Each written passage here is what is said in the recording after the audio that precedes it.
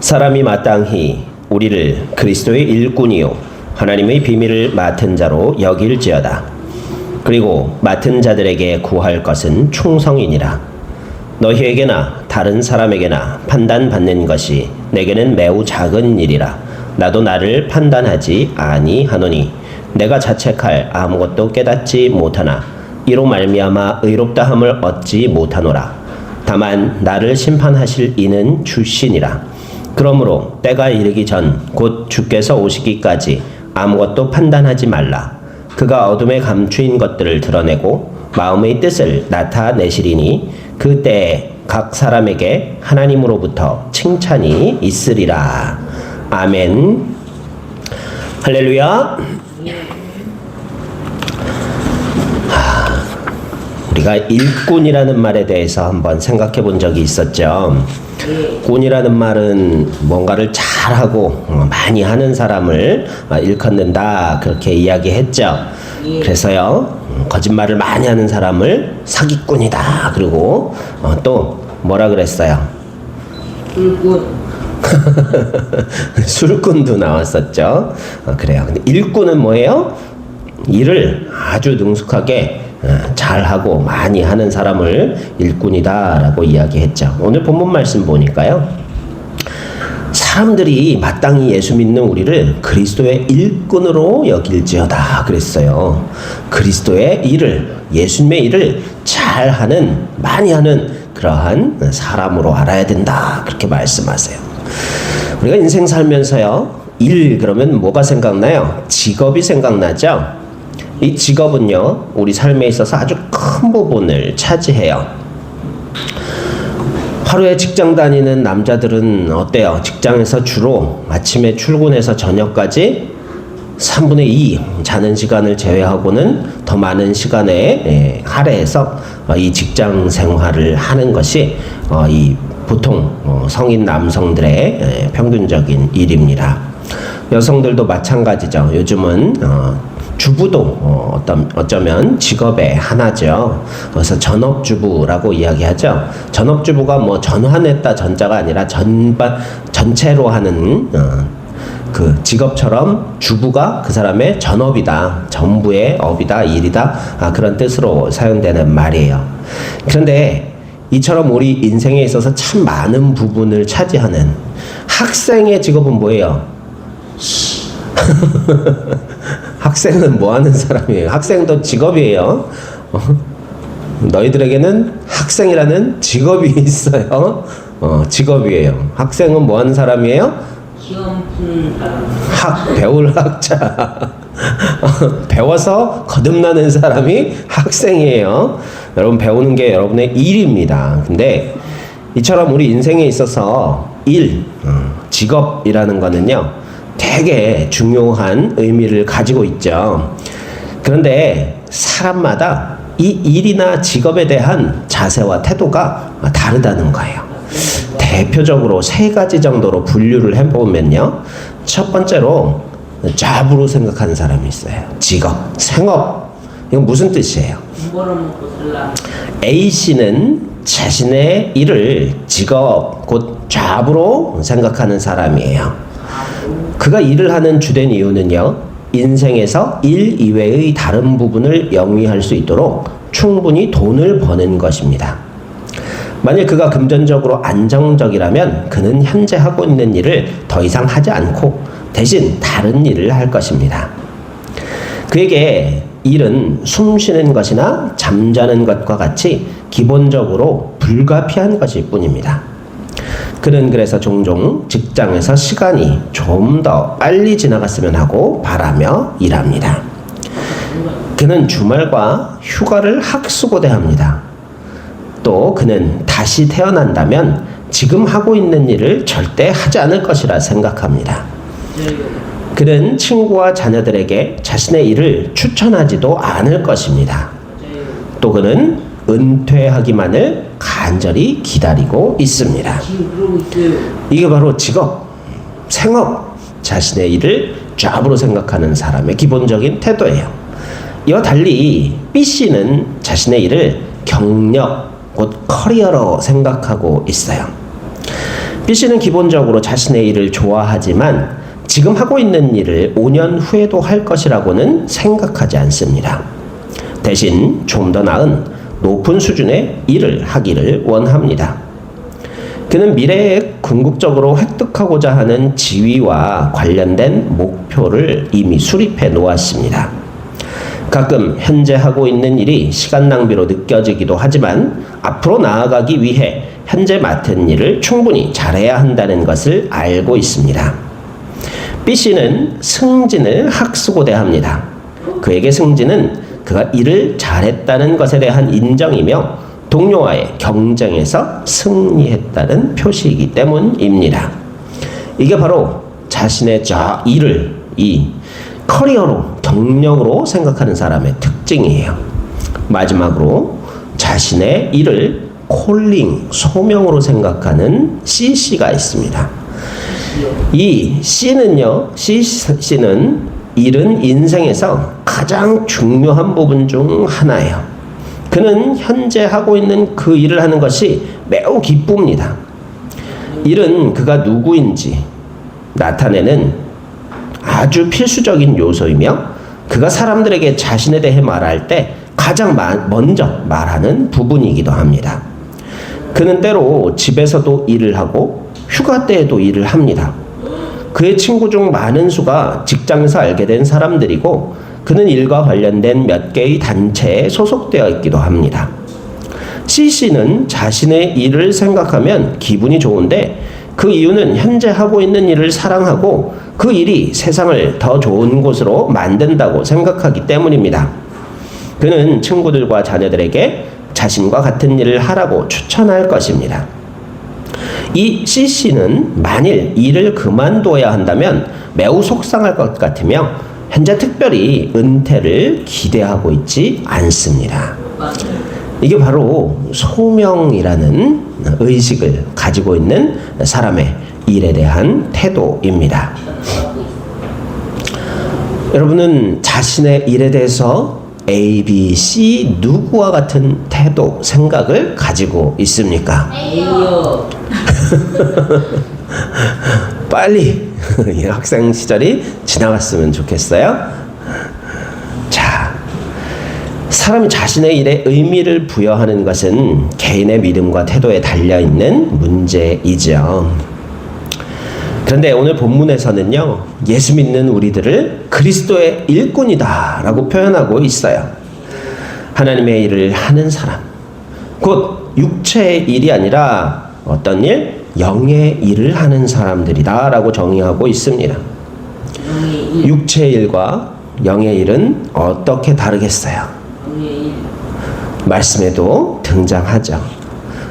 세상으로부터 오는 세상의 일, 세상의 즐거움을 찾고자 하는 것은 세상의 육의 일이고요.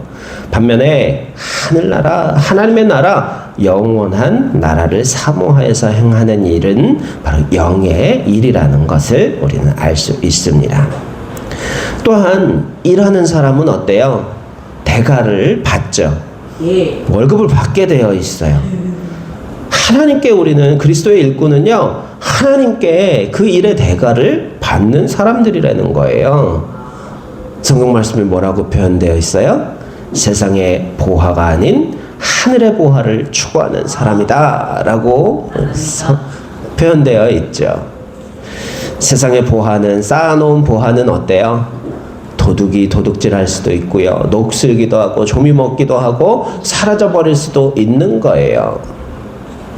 우리 세상 살다 보면 부러워할 만한, 야, 저 사람 평생 일도 한 번 땀 흘리지 않고도 먹고 살 재물이 쌓여 있구나 라고 부러워하던 사람들 종종 있었는데요.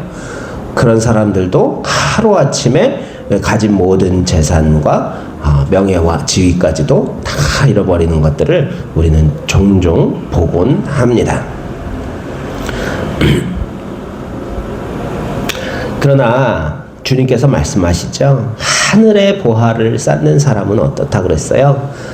도둑이 훔치지도 못하고 벌레가 먹지도 못하고 상하지도 않는다, 녹이 슬지도 않는 영원한 하늘의 보화다라고 말씀하셨어요. 우리가 그리스도의 일꾼으로서 하나님께 받는 대가는요, 세상이 주는 것과는 결코 비교할 수 없는 하늘의 보화라는 것을 깨닫는 은혜가 있기를 간절히 소망합니다. 또한 그리스도 일꾼은요, 하나님의 명령에만 순종하는 사람이에요. 우리 일꾼들은 어때요? 일 시키는 사람의 말을 잘 들어야 일을 계속할 수 있어요. 우리 시골에서 일손이 요즘 진짜 부족해요. 농촌에 젊은 사람들은 다 도시로 직장 구해서 가버리고 이 연세 많으신 어르신들만 힘겨운 농업을 하려니까 그 넓은 땅에 있는 농작물을 다 관리할 수가 없어요. 거두고 심고 수확하고 다 할 수가 없어요. 그래서 이제 거둬야 할 때, 그리고 일손이 많이 필요할 때 사람들을 불러 쓰는데요. 요즘 일해줄 젊은 사람들이 거의 없어요. 다 어때요? 외국인 노동자들이 와서 일을 해요.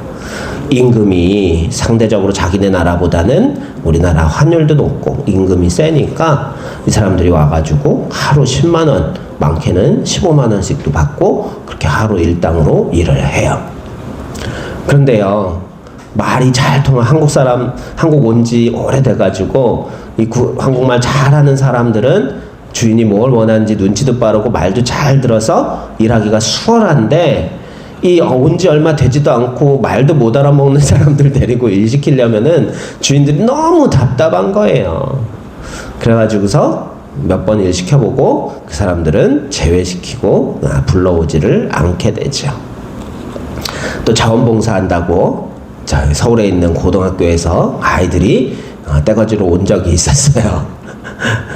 여름에 고추를 따게 해보려고 이렇게 이제 농장에 데려가서 고추를 따게 하는데, 이놈들이 빨갛게 잘 익은 고추만 따야 되는데 그냥 덜 익은 고추, 그리고 막 아예 모종 채로 그냥 뜯어버려가지고서 못 쓰게 만드는 것도 있고, 그러니까 우리 권사님이 그냥 그만 제발 그만, 이거 다른 데로 데리고 갔어요. 정말 그렇게 말을 잘 못 알아듣고 애들이 뭐 농사를 해본 적이 뭐가 있겠어요. 그래가지고 어떻게 요령을 가르쳐줘도 그 요령을 터득하지도 못하고 깨닫지도 못해서 어떻게 됐어요? 주인의 말을 못 알아들어서 결국은 일은 못하고 교회 와서 에어컨만 빵빵 틀어놓고 신나게 고기 구워 먹고 갔던 일이 생각납니다.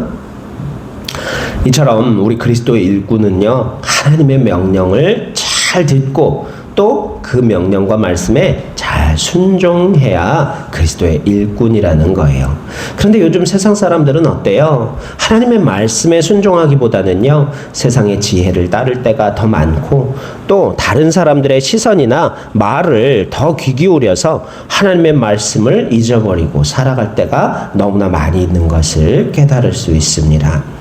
그러나 우리는 늘 그리스도의 일꾼이라는 사실을 다시 한번 기억하고 깨달으며 하나님의 명령과 주님의 말씀에만 순종하는 하나님의 일꾼들이 모두 되시기를 간절히 소망합니다. 우리가 서두에도 말했듯이 일꾼은요, 잘하는 사람, 하나님의 일을 잘하는 사람이며 또 어떤 사람? 즐기며 하는 사람이에요. 열심히 하는 사람은요, 즐기는 사람으로 이길 수 없다라는 말 들어본 적 있으세요? 열이라는 건 어때요? 뜨거워요. 뜨겁죠. 그런데 어때요? 라면을 양은 냄비에다 끓이면 잘 끓여지는 이유가 뭔지 알아요? 예. 왜 그래요? 비열. 얇아서 열 전도율이 너무 높아요. 그래서 가스불의 열기를 비열이라고요. 그렇죠. 비열이 높다. 비열, 열 전도율이 높다라는 말이죠. 비열. 빼기는 비열이다. 자, 그렇죠. 세라믹은 열 전도율이 낮고 비열이 낮죠. 그래서 늦게 달궈지지만 그만큼 늦게 식죠. 자, 열이란 건 이처럼 어때요? 활활 타오르면 그만큼 뜨겁지만 또 금방 꺼져버리고 사그러드는 게 열의 특징이라는 거예요. 그렇기 때문에 열은요, 금방 식어버리고 사라져 버리는 것이지만 즐거움은 어때요? 식지 않아요. 꾸준히 오래가요.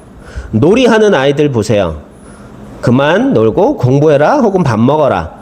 야, 그렇게 게임 오래 하라 그러면 저는 못할 것 같아요. 저는 근데 정말로 오래오래 지치지 않고 하는 걸 볼 수 있어요. 아이들의 놀이는 그렇죠. 뭐 재밌는 일이 있으면 까르르 웃고 또 해줘요 그러죠. 아기들은 그래요. 그래서 엄마 아빠가 재롱 떨다가 지치는 경우가 참 많이 있습니다. 똑같은 거 해도 또 해줘요 그러고 지칠 만도 한데 이제 재미없을 만도 한데 아이들은 해줘도 까르까르 웃으면서 참 좋아해요. 이처럼 즐기면서 어떠한 일을 기뻐하며 하는 사람은 열심히 하는 사람과는 다르다는 거예요. 우리도 주님의 일을 기뻐서 즐거워서 할 수 있는 은혜가 있기를 간절히 소망합니다. 또한 오늘 본문 말씀에 우리 그리스도인들을 하나님의 비밀을 맡은 자다라고 설명하고 있는 것을 볼 수 있어요. 여러분, 비밀이 뭐예요? 비밀은 숨기어서 남에게 드러내거나 알리지 말아야 할 어떤 일을 비밀이라고 하죠. 여러분, 나는 비밀이 있습니다. 손 한번 들어보시겠어요? 비밀이 있어요. 매우 많아요. 건강한 사람이에요. 매우 많은 건 좀 그렇지만 비밀을 적당히 가지고 있는 사람은 아주 건강한 사람이에요. 자, 뒤에 앉은 우리 두 어린이는 비밀이 있다는 사실조차도 말할 수 없을 만큼 비밀. 지금 휴대폰으로 게임을 하고 있다는 비밀인가요? 김준엽 학생, 네, 휴대폰으로 지금 게임을 하고 있다는 비밀인가요? 우리 배희원 학생이 뒤에서 한번 정탐을 해주실래요? 뭐 하고 있는지? 사탕을 음료수에 담그고 그걸 또 빨아먹고 음료수를 마시고 있어요. 네가 뭐 하는지. 그래요. 사람 누구나 비밀이 있게 돼 있어요. 그리고 적당한 비밀을 간직하고 있는 것은 건강한 사람의 필수적인 요소예요. 난 비밀이 없어. 누구에게 다 얘기해. 그거 별로 건강한 사람이 아니라고 이야기합니다. 하지만요, 이 비밀, 하나님의 비밀을 맡은 자. 근데 성경에 드러나는 이 비밀의 특징에 대해서 누가복음 12장 2절에 기록이 되어 있어요. 여러분, 비밀이라는 거는 어때요? 누군가는 알고 있는 게 비밀이잖아요. 그쵸? 그리고 이 비밀이라는 거는 또 어때요? 누군가하고는 공유하고 있어요. 나만 알고 있는 비밀도 있겠지만요. 그 비밀은 어때요? 언젠가 누구에게 공유하게 되어 있다는 거예요. 해요. 특히 성경에 감추어진 비밀은요, 누가복음 12장 2절 말씀을 보면 감추어진 일이 드러나지 않을 것이 없고 숨겨진 일이 알려지지 않을 것이 없다라고 기록되어 있는 것을 볼 수 있어요. 이 하나님의 비밀을 맡은 자, 하나님의 비밀이라는 것은요, 드러날 것이고 또 어때요? 알려져야만 할 것이라는 것을 말씀해 주고 있어요. 누구에게? 16살이 알려준다는. 적당한 사람에게. 그건 비밀이라는 것의 특징은 알아야 할 사람만 알고 몰라야 할 사람이 모르게 하기 위해서 비밀이라는 것이 필요한 거예요. 우리 준영이가 많다고 한 비밀, 누구하고는 나눌 수 있어요? 이미 많이 나누고 있어요. 친구? 친구랑. 친구에 대한 비밀이 있어요. 아빠랑 가끔, 그죠? 엄마 몰래 엄마한테는 비밀인데 아빠한테는 가끔 이야기할 경우가 있어요. 그래요. 엄마가 알면 안 되는 비밀을 아빠하고는 얘기하는 경우가 종종 있고, 또 아빠가 알면 안 되는 비밀을 엄마하고 이야기할 때도 있겠죠. 아빠도 비밀 있죠. 그럼요. 비밀이 다 있죠. 사람들은 비밀이 다 있어요. 그런데 이 하나님의 비밀을 맡은 우리는요, 이 비밀을 알아야 될 사람들에게, 우리는 저 사람이 복음의 비밀을 알 사람이다, 몰라야 될 사람이다 판단할 수는 없어요. 오늘 본문에도 뭐라 그랬어요? 예수님 다시 오실 때까지 판단하지 말라 그러셨죠?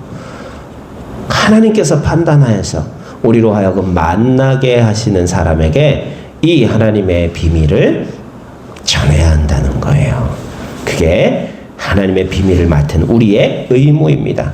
또 오늘 본문 2절 말씀을 보니까 맡은 자들, 곧 하나님의 비밀을 맡은 우리에게 구할 것은 무엇이요? 충성이다. 그렇게 말씀해요. 왜 충성이 필요할까? 복음을 전하는 일, 하나님의 비밀을 알고 깨닫게 합당한 사람들에게 이 복음을 전하는 일은 그만큼 어렵고 난관이 많기 때문임을 시사해 주고 있습니다. 그러면서 오늘 본문 말씀에 우리를 세상의 빛과 소금이라고 말씀해 주세요. 마태복음 5장에도 보면요, 13절에 너희는 세상의 소금이니 소금이 만일 그 맛을 잃으면 무엇으로 짜게 하리요? 후에는 아무 쓸데없어 다만 밖에 변어져 사람에게 밟힐 뿐이니라 그러셨고, 14절에는 너희는 세상의 빛이라 그렇게 말씀하시고 계세요. 우리가 주의 깊게 봐야 할 뉘앙스가 있어요. 너희는 세상의 빛과 소금이 되라고 말씀하지 않으셨어요. 이미 너희는 세상의 소금이요, 너희는 세상의 빛이라고 정의하고 있어요. 우리는 이미 세상의 빛이자 소금이기에 우리가 맡은 역할을 감당해야 한다는 것이 이 말씀의 가르침임을 깨닫는 은혜가 있기를 소망합니다. 자신이 녹아서 세상을 맛있게 하고 또 자기 몸을 녹임으로써 세상이 부패하지 않도록 하는 것. 세상이 맛있으면 안 되지 않나요? 살맛 나는 세상을 만드는 거예요. 복음을 전해서 썩어서 죄악으로 죽어서 썩어서 없어질 세상을 말씀에 소금을 뿌려서 썩지 않도록 짠만 나는 게 그렇게 만드는 것이 소금의 비유고 빛의 비유죠. 우리도 그러한 사람이 되기를 소망합니다. 우리가 어떤 직업을 가졌는가 하는 것보다 어떤 마음과 자세로 그 일을 하는지가 참으로 중요하다는 거예요. 우리가 어떠한 자세로 우리가 가진 직업 자리에서 그 자리에서 복음을 어떠한 마음으로 힘써 증거할 수 있느냐 하는 것이 참으로 중요합니다. 영국의 한 길모퉁이에서 열심히 구두를 닦던 소년이 있어요. 온종일 구두를 닦으면서도 얼굴에 웃음을 잃지 않았죠. 또 흥얼거리는 콧노래와 밝은 웃음이 종일 끊이지 않는 소년에게 사람들이 묻습니다. 구두 닦는 일이 뭐가 그렇게 좋아서 종일 웃으며 노래를 하고 있니? 그랬더니 즐겁지요. 저는 지금 구두를 닦는 것이 아니라 희망을 닦고 있거든요. 라고 대답을 했다는 거예요. 우와. 그 소년이 장래에 누가 되었는지 알아요? 구두 장이. 여러분 올리버 트위스트 아시죠? 소설 몰라요? 올리버 트위스트? 들어봤어요. 들어봤어요? 학교에서 한 이틀 전에 이 소설 전 세계적으로 유명한 이 소설을 쓴 작가 이름이 찰스 디킨즈인데요. 바로 찰스 디킨즈가 어린 시절에 구두 닦으면서 했던 말이라고 합니다. 또한 마틴 루터 킹이 했던 유명한 말도 있어요. 흑인 청소부가 거리를 쓸면서 5만 가지 욕설을 퍼부으며 막 청소를 하고 있었대요. 너무 지저분해서. 그랬더니 마틴 루터 킹이 그 청소부에게 형제여, 당신은 지금 백인들이 어질러 놓은 길을 쓸고 있다고 생각하지 마십시오.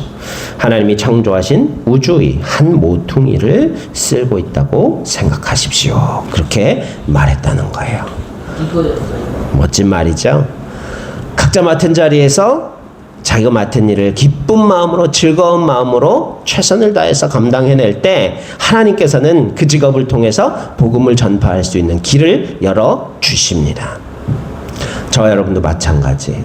내가 지금 맡아 하고 있는 일이 비록 힘겹고 또 불평불만 5만 가지 욕설을 퍼부어도 부족할 만큼 힘겨운 일이라 할지라도요, 그 일을 기쁜 마음, 즐거운 마음으로 감당하게 될 때 하나님께서는 복 주셔서 그 일을 통하여 복음을 널리 전파하는 하나님의 비밀을 합당한 사람에게 전할 수 있는 그러한 놀라운 복음의 통로로 사용하여 주시는 은혜가 있을 줄 믿습니다. 여러분 모두 그렇게 그리스도의 일꾼이요 하나님의 비밀을 맡은 자요 세상의 빛과 소금으로서 역할을 온전히 감당하는 은혜가 있기를 간절히 소망합니다. 기도드립시다.